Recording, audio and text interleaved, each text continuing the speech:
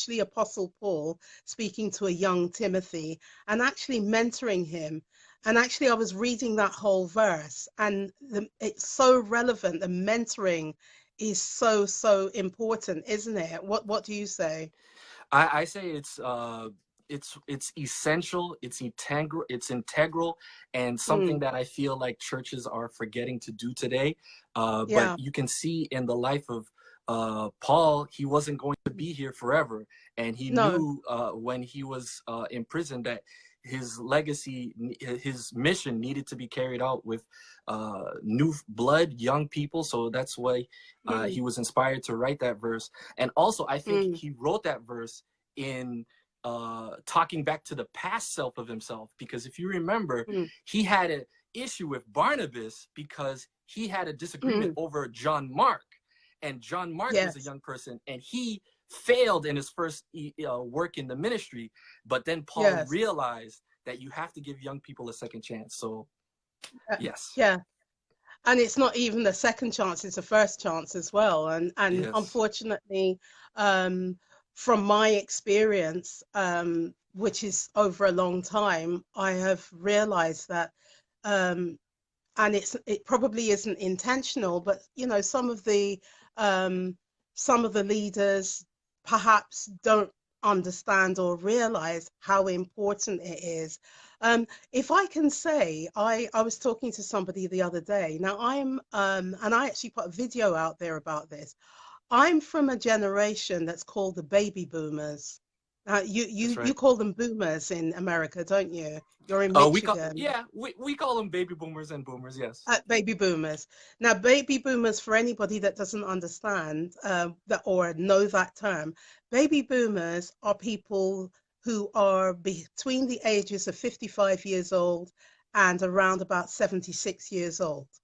So I qualify. So you I've look good. already realized that some of my experiences, a lot of my experiences, my failures and my triumphs need to be shared with people who are coming up the ranks, other leaders. I am a leader and I see whether they're male or female as leaders coming up the ranks. And so if I don't pass my information on when it comes time for God to say, that's it, you're coming home, then that information and that knowledge, that experience has gone with me or whoever else it is. So That's right. if you are a leader of a certain age, we need to be passing on the knowledge of our experience.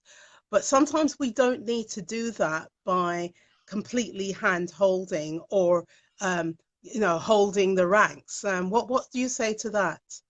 Well, basically, I think there's three levels of mentorship, especially if you look at the life of Jesus Christ. Mm, There's first, follow me. That's what Jesus yeah, told the disciples, and this is yeah, something we can use in our churches today.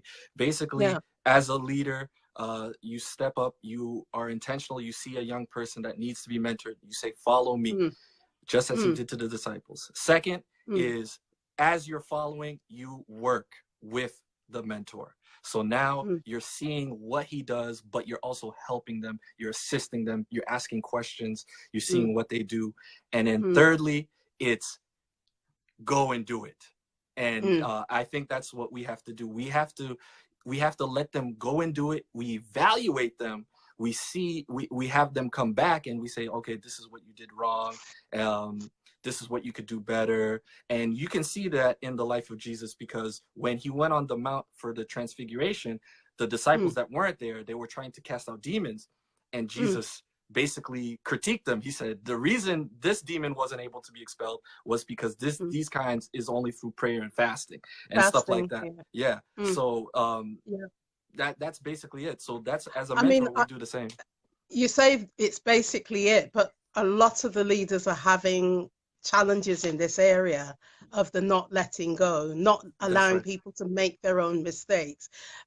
Hopefully making, some of them are hoping that, they're so perfect already, ready made that, and if they are not, they're less than their expectations, then they tend to think that, you know, they're not good enough or they're not ready, and then they continue in their leadership thinking that it has to be that perfection that they see in their own eyes. I've seen this time and time again. It's very difficult. I mean, John Maxwell says something. Now let me try and remember. Now John Maxwell is a pastor, but he's also a management expert.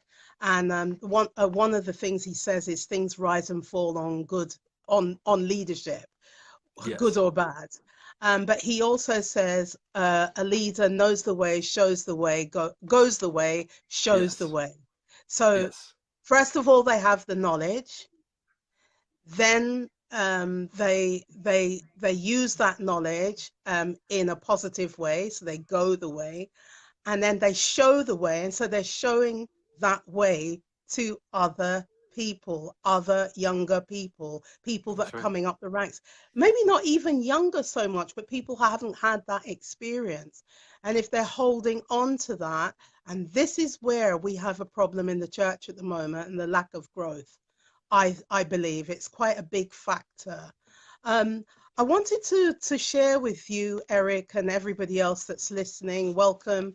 I've seen people come in and out, and I know there's some technical issues, so you're very welcome. And even if you're on the replay, welcome to you as well. Now, pewforum.org. I don't know if you know it, Eric. Pew Forum is a very well respected research company. They do research on all sorts of things, but a lot of their research is based on faith, religion, and there's a lot of research on Christianity. And I found something around retention problems. And it says Christianity remains the world's largest religion, Mm. but, and there's a but, Okay. it's declining. It says in Europe, but actually I believe it started to affect North America as well, the Western world in general.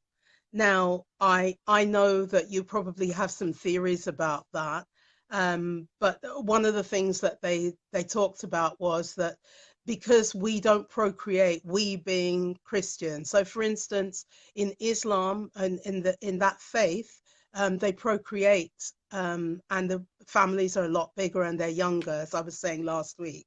Yes. But in the Western world, we tend to have smaller families. So we're dying faster than we're being born, if you know what I mean. So Yes. there's people that there's nobody to take up that baton in a way. That's Or right. I wouldn't say nobody, but it's getting less and less.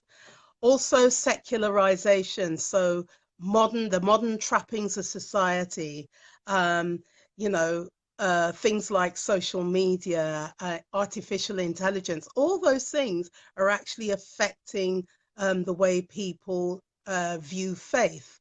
They have access to the internet, and that perhaps they look at other faiths and think that they're on a par as well. Um, so generally in the Western world, young people, 40 or less, are less likely to take up Christianity.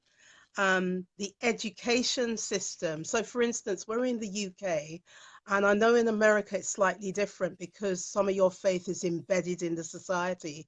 But over here, it's now not compulsory for That's right.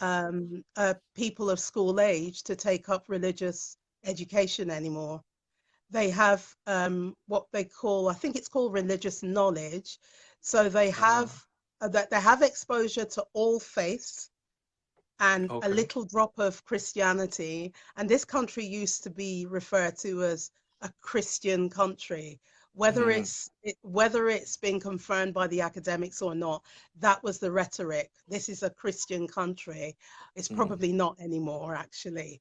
Um, Wow. but you've got that, and you've also got people that are vying for different belief systems, as I said. People believe in all sorts of things now and That's right. equate that to the deity of God. So Mm. that's where we've got. Have you got anything to add to that? Yes.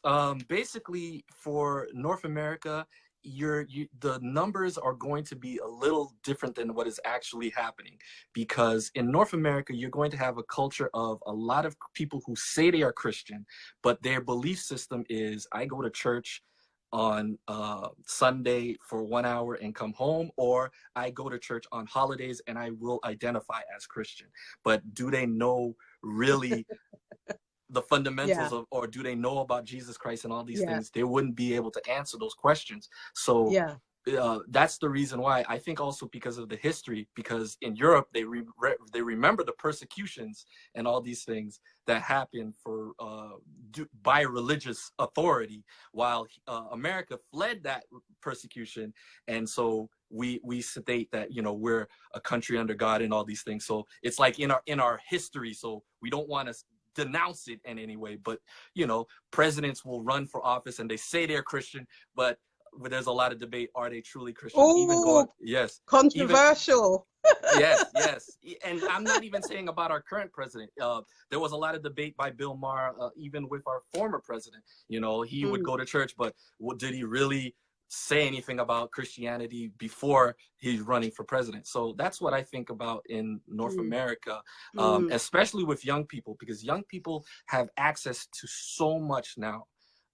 So if you are just teaching young people to become Christian because your parents were Christian, that's not going to work, because they have access. They have the ability to Google everything and learn about everything. So they can learn about Islam. They can learn about Buddhism. They can learn about Hinduism. They're going to identify what they like, and they will reach out to it. And they will stick to that. Yeah. Yes. And also it's about relationship. We know, I mean, I'm not going to name the faiths, but there are certain faiths that specialize in evangelism, let's say, and they do that anywhere. It's a habit and it's a lifestyle. Now, it's no insult to any believer, but is it our lifestyle? Is it embedded in what we do? Probably not. So that's one thing. And the other thing that I have noticed that they do is they tend to encourage people who are not of their faith to believe that they can do and achieve anything. Now, whether that's a strategy and a plan in order to get them to be a believer of that faith is debatable, but that's not a bad thing if it's done with the right I'm trying to be diplomatic here. If it's If done it's honestly. done That's the word. honestly, Yeah, that's the word I would use. you. And so we need to be encouraging people. I remember, I think it's Luke 9:1 and Luke 9 and Matthew 10. And actually, Jesus says to the disciples, you know, the first thing he talks about is their power and their authority. But then he goes on to tell them what they should, can, and should not do, what they need to avoid, the dusting, the shoes of dusting their shoes off, shake the dust off their feet, in other words. And Jesus does that because he wants them to follow the right path. And I think we, as you said before, have kind of lost that along the way. Why do you think that is? I think it's because this is the thing I've been stating a lot lately. It is the fact that when a church becomes comfortable, it loses the will to grow. When you find yourself in a nice building that has nice money that is coming in, and the pastor is happy, and it is a well-respected institution in the community, and it's been there for 50, 60, 70, 120 years or so, you start to feel like, okay, we can do things how we've always done them because we've always been here. And that is not the case. And that is the same trap that affected the Israelites in the early in the Old Testament, and it's what affected the Sadducees and the Pharisees when Jesus arrived. Mm. He said, I'm here to change the game. I'm not here to change the law and Yeah. the prophets, but I'm here to Yeah. change how you guys saw it. Yeah. And Yeah. it's going to be uncomfortable, but it's going to lead to growth. But Yeah. we don't want to be uncomfortable. And that's Yeah. something that hinders church growth. So, tell me, and you're right, it is hindering the growth because sometimes we have to change. And just to interrupt you, if you've just come online and joined us, and let me know who you are, where you're from, maybe what denomination you are from, why you're here. We would love to say hello to you. So tell me why this tell me why this is happening particularly. It's well, I'll tell you something that I picked up from from one of my lecturers, and this was last week, and he wrote a report specifically about somebody here, um, somebody that's trying to join us. I think Oh, it's going to be difficult to do that. yeah, As, it's only allowed one on a Facebook Live. yeah, Yeah. yeah, yeah. Reverend Sharon, you're very welcome. I can see that you're watching. Um, Reverend Sharon is from London. She actually attended the same university as me. Didn't do the same course, not the same year, but All and right. we'd known each other from before. So thank you for watching. Um, one of my lecturers, actually, we had a workshop and it was talking about youth.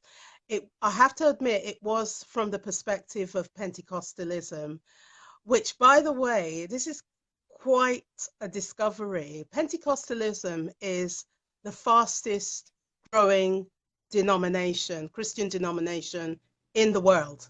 Yes, Mm, but well, yet, all but right. yet they are going, bless you, Reverend. But yet, Pentecostalism is going through this retention problem. Mm, Now, I did my academic research around this. I did my thesis on it. And one of the things I came up with is we seem to be recycling ourselves. Do you recognize uh, that? And the yeah, recycling is when the yes. revolving door. So Mm, people walk into one place of worship. They perhaps don't like the praise and worship or the way the pastor preached or the way they were met and greeted by the ushers. And so after a couple of weeks, they just go off elsewhere. uh, And then they decide that there's another church up the road because it's a row of churches. And they start there and then they find fault with them and then they go round in this circle. That's one way of looking at retention. The other way is people that have been in the church for a while, like a young person that you would deal with. They might be 16, 17 years old, and they're starting to exercise their independence. And even though they're serving in the church, they're getting influenced by all this stuff that's going on outside the social media, all the different religions and the influences, and then they go off.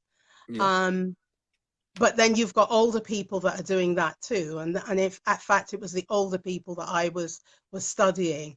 So he wrote this report, and he says there's a growing unrest amongst some second generation members. So second generation meaning these were Pentecostals, but people that were born here in this Hmm. country, members who feel that their elders are not listening to their calls for change and are not giving them sufficient recognition as future leaders of the church. Some Yes. now this is specifically African diaspora, but it could be West Indian, Oh yes. it could have been a Haitian because you're Oh Haitian, yes. aren't Oh you? yes. Yeah.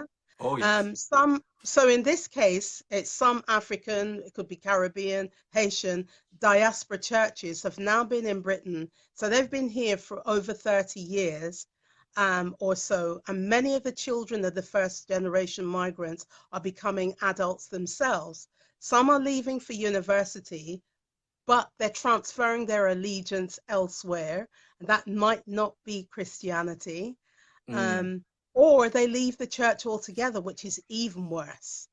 Yes. Some are becoming involved in criminal activities and gangs. Wow. I think you've heard. I think you've heard maybe the news over there about knife and gun crime really affecting parts of the inner city in the UK here. Wow. Wow. Um, and so there's an urgent need for the church to address the needs of this second generation. It goes on. It's quite a report, but it's actually was very insightful. I think he did this research over 2 years.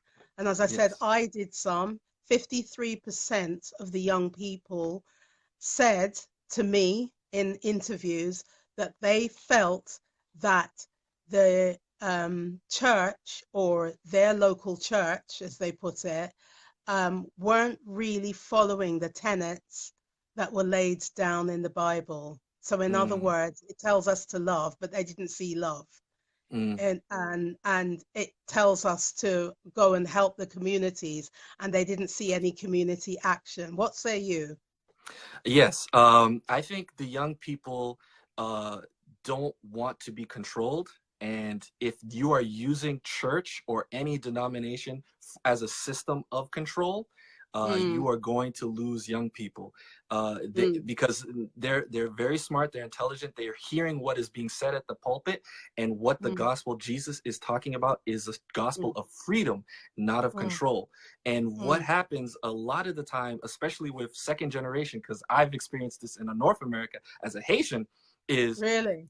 yes, elders not listening to their young people is because they want to bring what they had church in their home country. But they have to Mm, remember that they were evangelized to by usually European people who mm, use and who sometimes use the gospel as a form of spreading the gospel, which is great. But a lot of time in the history of spreading the mm, gospel to people of color, it was used as a system of control. mm, So that's the unfortunate past of it. The mm, gospel is true. Jesus is the way, but mm, we cannot ignore that history. And a lot of young people know that history. So to bring forward the gospel as a system of control and saying, this is how we need to worship. mm, This is how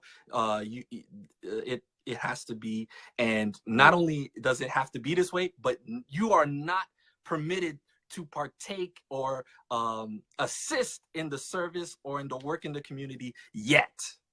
That's something I don't like to hear when they say yet. So they So have to what wait for something. what would you recommend? Because I know I recognize that. I mean, I was a young person once, and I went through some things that the young people are still going through now, believe it or not. We lived in an all-white area at the time when I was very young, and we were told that we had to go to Sunday school every week, and I was accepted into the choir because I had a soprano voice, and that was highly sought after. So I was in the choir, and while I was in the church, it was fine. Everybody knew me, and everybody was all over me. But as soon as we got outside the church, they ignored me, Mm, and I couldn't understand it. And I think that was my first inroads into racism in a way. Now, I'm not saying that the young people are going through that, but I do relate to it because I actually left the church from the age of 16 until I was already married. So that was I was nearly 30 when I actually mm, entered the church again. wow. Um, but the young people that you're talking about are here now. What can we really do about this? Let's get some practical tips from you. What can we do? What's the first thing that the older leaders? Somebody's joined us. Say hello, whoever you are. Thanks for joining us. I really appreciate that. We're talking about youth and the future of the church. And Eric Jean-Baptiste is with us, and he's going to share with us a few tips that, as leaders of churches, you can take away with you. So, All right. Eric, over to you. Yes. So the first thing I would say is number one, be intentional. Uh, no longer see youth as something that you have to just give them a certain program once a month or Vespers, or some kind of little program that they can have. You know, this is their little group over here once every 2 weeks or something like that. You know, give them a Mm, little. It's like mm, basically you give them a kiddie table basically. So mm, you're still eating at the big table, and they get mm, the kiddie table, and you say, go over mm, there. Have you, mm, you're eating the turkey that I'm eating, but you have a kiddie mm, table right there. mm, When a young person reaches a certain age, I would say around 15, 16, they start to mm, say, no, I want, if they're making their decision on what they're going to mm, do for the rest of their lives, and mm, the world is telling them, all right, it's time to decide what occupation you're going to do, what college you're going to do. So now mm, it is the time to let them say, okay, it is time to learn what we mm, do in the church, not only mm, learning about the gospel, but give you a chance. So it's basically mm, what we call in the book Growing Young, it's called keychain leadership. It is mm. handing over the keys, because at 16 in America, I don't know about the UK, they start to drive.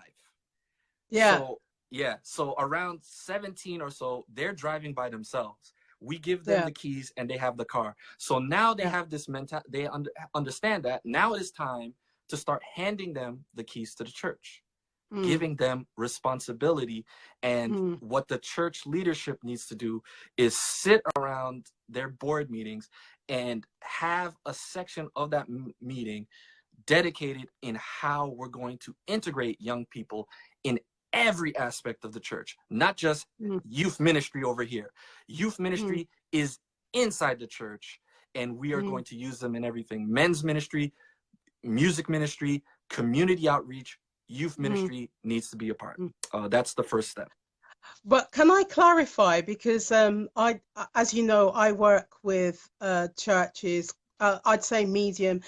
Over here, medium-sized church would be 300 plus members. Our churches are not as big as the churches in the USA. And I remember working with a couple of examples of churches where they did exactly that. They weren't that intentional. What happened was the young people went off to university, college, or whatever, and they did not come back. Mm, They went off to a popular church. I won't name the church, but it's a popular church that they went to because they felt that because they're second generation, they were getting confused between what their parents were telling them and the strictness, and then they were able to exercise their freedom in this other place. They didn't stay there for long, and so the church decided that they would give them their own service.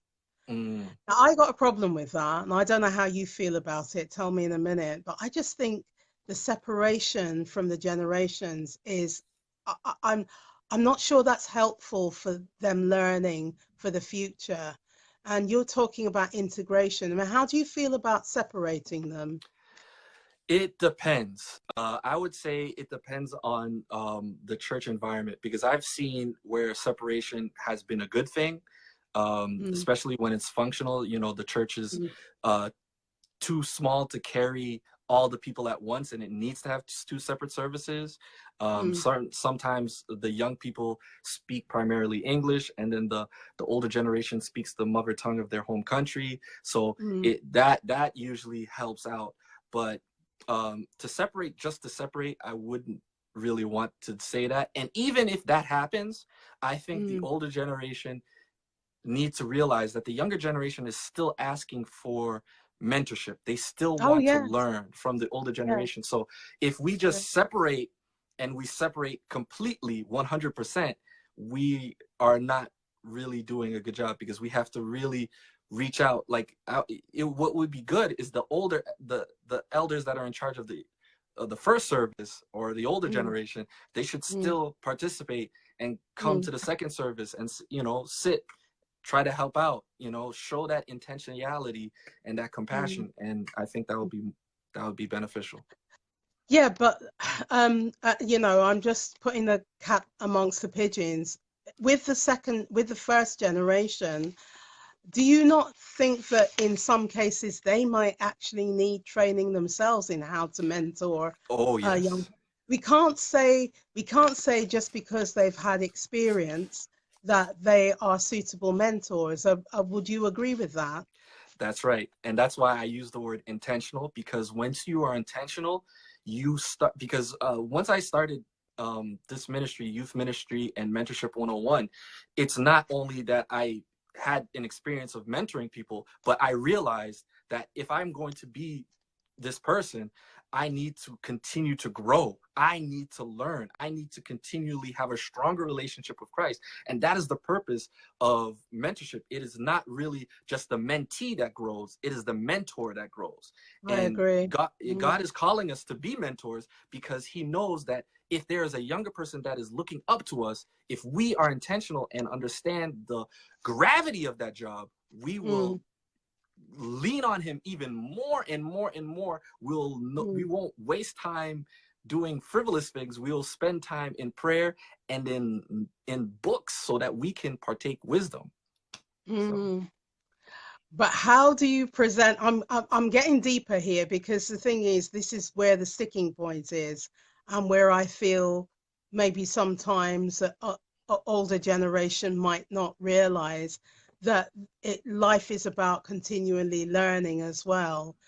You don't suddenly get to the age, okay, let me use myself, the age I am, and suddenly think I want to stop learning. I actually went to university, returned back to university in my late 50s, and I'm still learning. I'm actually learning something every single day. And I yes. think we need to be on that continual journey. But how do you actually convince, or do we need to convince the older generation? Yes, I think that's why I've started my ministry of this. It's something that um people that work that engage with young youth and young adult know that it needs to happen, but I think it is something that needs to envelop all church culture in every single person. Every single person should be mentoring somebody or having an intentional relationship with somebody else in the church that you necessarily would not have had otherwise. Mm, mm, And that's the whole point of church. Sometimes mm, we like to stay in our group and get comfortable, and we have certain mm, friends that we talk to every Sabbath and we greet everybody, but mm, there's that one person that you mm. have to initiate a conversation with and be intentional with, um, that you may not have had the courage to do without unless there was the gospel there. So uh, Exactly. yeah. So, number one was I'll have to have you on again, and maybe we'll ask some specifics because this is actually quite a big subject. Retention is huge, and it's actually quite complicated. But this particular subject regarding young people is quite involved anyway. So, being intentional, is that what you do in your own church environment? It's difficult. It's something that I've for many years had to break barriers to do. But basically, I said many years ago, I knew a lot of times I would hear no, so I said, well, the gospel is the Wow. gospel. Wow. So just do what God called you to do, and God, no, if God is with you, no one can stop you. And Exactly. so what I did was I just was intentional with young people, Mm, regardless of if they could see what I was doing. And mm, now many people can see it, and they say, oh, we need this in the church. But mm. it's something It's that, taken yes, years. It's yeah, taken years. Wow. it takes to people to see the results first to Yeah. understand Yeah. the need. Well, that's quite typical, isn't it? Uh, as you know, famously, I'm in a ministry, that God has given me. It's not something I chose. In fact, I wouldn't have chosen it.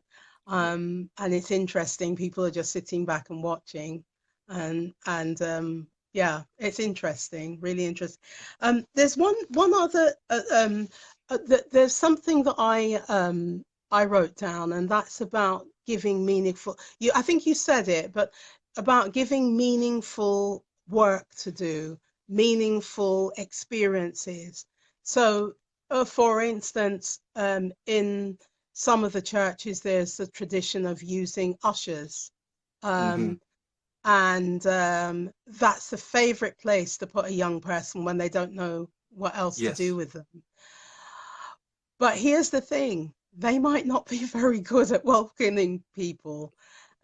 So what would you say about people being taught and understand um, how to look at gifts? Yes, Yes. gifts. Yes. So So can I what? ask? Oh, Okay. there's a question here. Sorry, I missed this. Yes. Um, okay, so this is Evangelist Ogunjimi, and his father's online as well. So two generations here. Um, you're very, very welcome. Can I ask how you suggest we begin to look at the issue of culture and not making culture an issue? God, that's a big question. Evangelist, how long have you been on the line? 5 minutes. You asked the most complicated question ever. Uh, How we look at the thing is, I think that culture is, I mean, Eric is Haitian from Haiti. He's based in Michigan. So I suppose culture actually comes in to some of the communications and some of the difficulties you've had. So you answer that, and then I think I will answer as well. yes. This is something I've faced many times. One thing I've said is if a church is more preoccupied with preserving its culture than its Mm, young people and the gospel, then it is not mm, a church. It is a museum. So mm. I've said that many a time. So now, do we ignore culture? There's no way you can.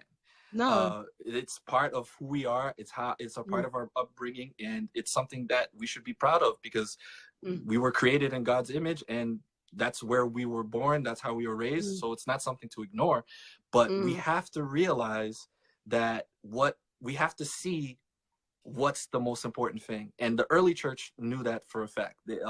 They knew all these aspects, culture, political climate, all these kinds of things that were happening. But they Mm, said, one thing we are going to get done, and that is to proclaim the gospel of Jesus Christ. And we're going to do that mm, first and foremost. mm, So, mm.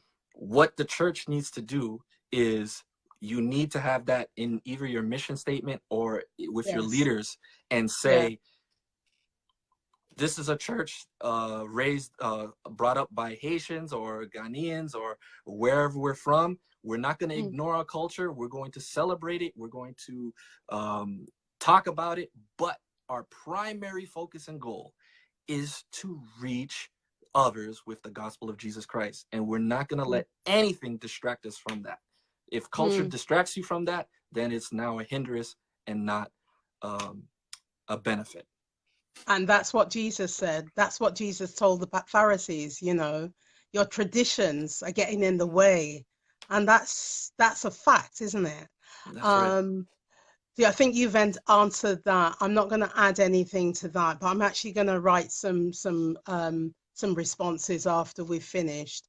Um, Welcome to Madame Elizabeth Baratu George. God bless you. Very nice to see you online. Thank you for joining us. Um, Now, the other thing is, what types of barriers, and this is from Evangelist, what types of barriers? You mentioned barriers earlier. It would be Yes. helpful to know the whats and hows of breaking the barriers. Yes? Yes. Oh, So, and oh, Evangelist, sorry to interrupt you. no Evangelist problem. says he loves it. He loved Oh, that, loved amen. your answer. So, yes, what type of barriers? It would be helpful to know the whats and hows of breaking barriers. So, what say you? Yes. Barriers, you're going to get barriers, and the barriers are usually anything that you want to do that's new. Especially if it's given to you by the Holy Spirit, it could be exciting and you're full of energy. You're like, man, this is the answer.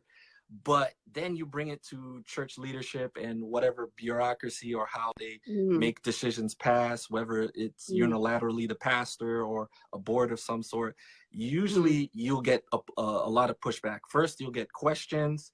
mm, Sometimes you won't even have all the answers, mm, and then you ultimately just get told no. or it's not going to work, or it's going to fail. And mm. those are the barriers that you'll basically see. So basically what I say is this: don't let anyone tell you no if God has told you yes. So Um, I love that, and I'm going to add something, Evangelist. You know, we do, and this is where I get spiritual. We do need to pray about these things and make sure that it's the Spirit of God that's telling us what to do. Because that barriers happen. I know I've been facing barriers for at least the last 5 years running this ministry. I come from a corporate background, and all of a sudden I'm in full-time ministry, and I'm doing a ministry that's apparently unusual as well. So you're going to get those barriers in any case. But what I would say is you need to ask for the focus of Nehemiah. Nehemiah had Sanballat, Tobiah, and all his cohorts. mm, And yet he kept focused because it was what he was led to do, was led to rebuild that wall. And if you, metaphorically speaking, are being led to rebuild a wall, whatever that wall represents to you, then you need to keep focused. But you also need to make sure that you get some of your facts right as well, because I'm sure, Eric, you've dug and did your research and spoke to young people, found out what they wanted to do. So it's not a matter of just breaking the wall, but it's doing it with the right tools as well. And those tools come sometimes from your knowledge and the knowledge that you build up over time. So I would say breaking barriers is about being really strong, but really focused. Spirit of Nehemiah. that's What right. else can I say? Yeah. Oh, And I've oh, got we've got comment here okay. from our sister Elizabeth. She says, "God bless you all. Right spoken. Exactly. The spirit must be obeyed with wisdom." Yes, exactly. It has to be with wisdom because, you know, we don't want to disrespect, you know, the customs or the traditions, but as you said, if they're starting to get in the way, then maybe because they're man-made, maybe that's a problem. And Evangelist says, I agree, godly wisdom and direction is vital. You cannot will things by your own strength. Godly direction is vital. Nehemiah is a great example. Due diligence is also very key. Thank you. Now, due diligence, I have a big issue in the church generally about this. I don't know about you, Eric, but I have a real problem about, you know, not checking your facts, not, I've been working with someone uh, in, you know, the last few weeks, and it's obvious to me that they haven't actually checked out what they need to have done before they did it. And so Mm, it's caused a problem to everybody else. So you got to be very careful. You can't just jump in there. What do you say to that? Because we're going to yeah, wrap up in a minute. But yeah. Like I was saying, when you receive those questions, mm, it's usually not, that's actually a good thing. And mm, it helps you to understand that you need to really work through what God has given you, yeah, and really find out what you need to be doing. And yeah, it's not, and that barrier, if you are called to break down a barrier, it's not going to happen overnight. So if no, you if the way you're going to break down that barrier is through that prayer, is through mm, continual research, mm, continual prayer, asking people to pray for you, mm, fasting in prayer. It's going to take a lot of work. A good mm, example of that is Moses. Moses mm, knew that he was supposed to free the Israelites, and what did he do? mm, He killed an Egyptian right in front of an Israelite, and he saw that they weren't going to follow him, and then he mm, ran to mm, Midian and was there for mm, 40 years. mm. So don't think that you can do it on your own. Definitely. And even though God has called you to do something, you have to wait on him and let him do the work and the moves. But Eric, because you're called youth mentor, and we're kind of winding up, but and definitely I'd like you, if you don't mind, to come back again, and we'll talk some specifics. But it's been a really good general conversation. I want to say that, you know, in saying all that, you know, you are a mentor, um, and again, we're coming back to Youth Mentor. Now, tell me about Youth Mentor 101, because people that are coming through on the replay will want to know.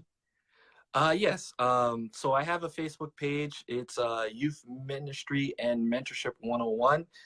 You can find that if you go into Facebook and you just do at mentorship Ministry and Mentorship 101, Mm, you'll find that. mm, On Instagram, I'm youth_mentor 101. And mm, I do have a YouTube, but it doesn't really show that content that much. I have a mm, few of my sermons on there. mm. Yeah, so Because of that's course where you're you a preacher as well. In yes, fact, yes. you grew up in I think you're from a dynasty of preachers as well, aren't Yes, you? yes, Yeah, yes. All the way brilliant. down to my great grandfather. Yeah, was a Wow, minister. Yeah, wow, yeah, wow, that's amazing. yeah.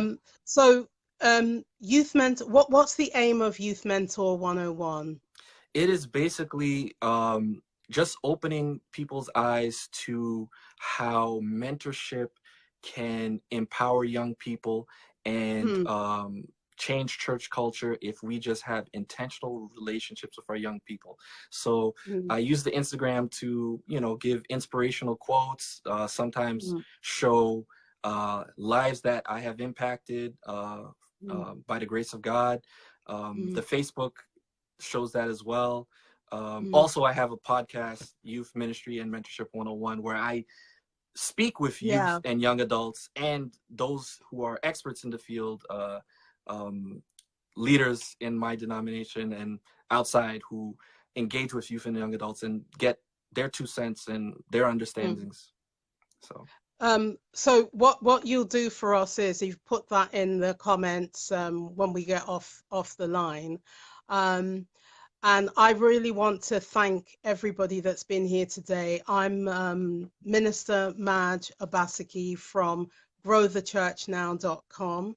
It was my pleasure to have you all, and I thank you for your contributions, your questions. If you still got more questions, even after we've released the replay, then send a question out. I sent a list of books that I mentioned last week. I'm going to do that again because I think it will be useful to know and understand what retention is, because it's a bit more complicated than I even thought. I also want to let you know that next week, for week one of probably about 3, we were going to be talking specifically on leadership. And next week we'll be talking about leadership style.